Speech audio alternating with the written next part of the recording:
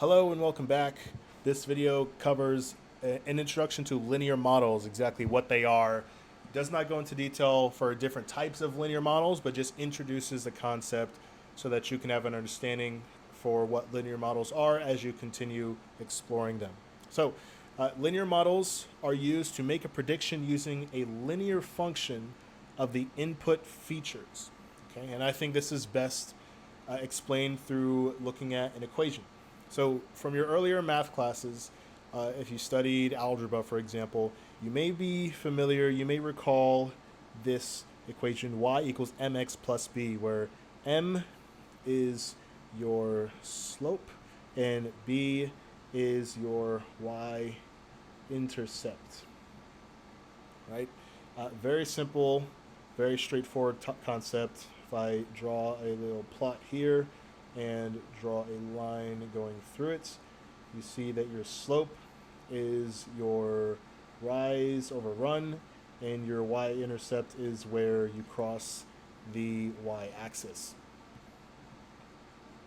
Okay, this is essentially the exact same equation that you see in various different types of linear models as shown here.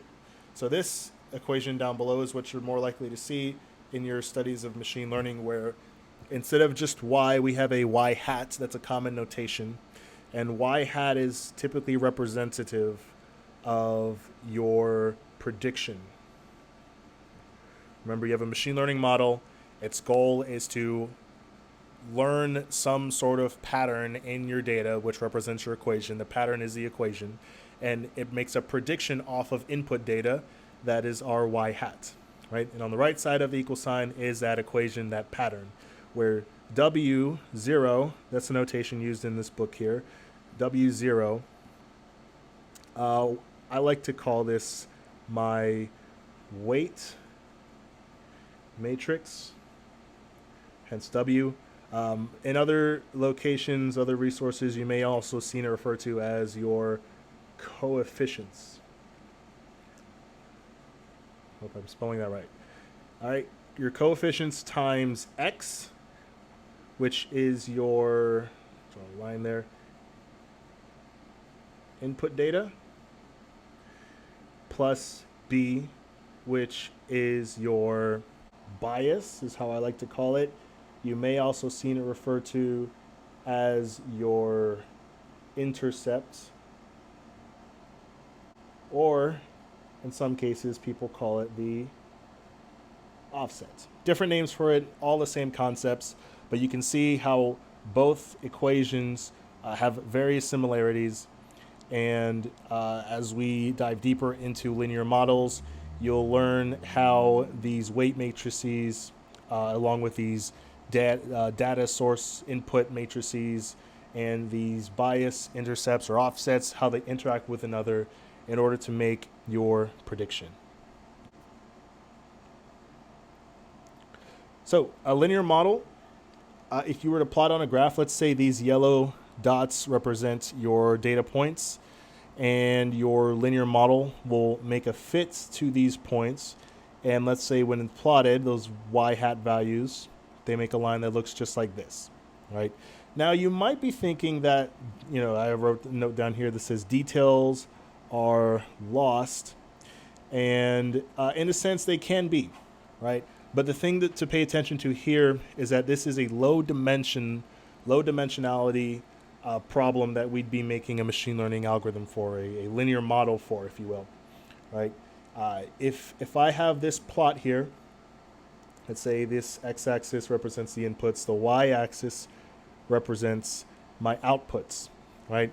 That means this x right here, this axis, any data plotted along here is just the only feature that I have going into this model. But as you learn and experience and use different data sets with more dimensions, there's an x, a z, an a, b, a c, more features, then the strengths of linear models tend to pop out a little bit more. But typically they're simplified just so you can get a easier understanding as to how does it work and how are predictions made off of data. Additionally, there's a fact known about linear models, and that's if there are more features than data points, then you can perfectly model your training data.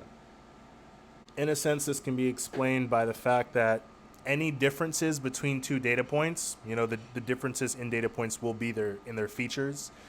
You can explain every difference through some change in a feature value.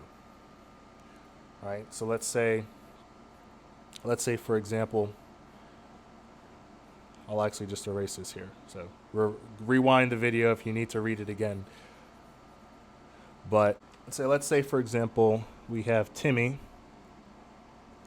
we have Sarah,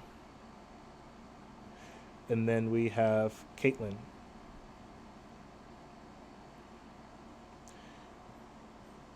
Three different people, three different data points. Timmy is 9 years old. Sarah is 12 years old. Caitlin is 9 years old. Timmy's favorite flavor ice cream is chocolate. Sarah's is also chocolate. Caitlin is vanilla. Let's say when Timmy grows up, he wants to be a biologist.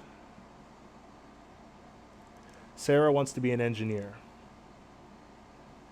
Caitlin also wants to be a biologist. Let's say Timmy lives in California. Sarah lives in New York. And Caitlin lives in New York as well. Okay?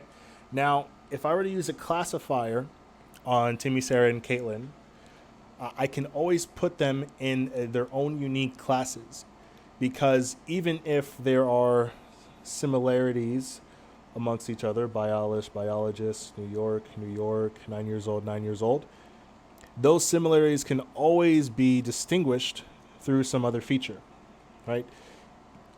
Let's say Timmy and Caitlin are both 9 years old, right? That feature is identical for both of them. So if I were to go off of just that feature alone, a classifier would put them in the same category, right? But in truth, I know they're different because, well, they do have different flavors of ice cream. But they also want to be the same thing when they grow up, but they live in different locations. Same thing with Sarah and Caitlin. They're two different ages, so that would be one way to distinguish between them. They like two different flavors of ice cream. They want to be two different things when they grow up, but they live in the same location, right? Despite them living in the same location, there is something that can distinguish them. And so that's why if there are more features than data points, then you can perfectly model the training data that you're using.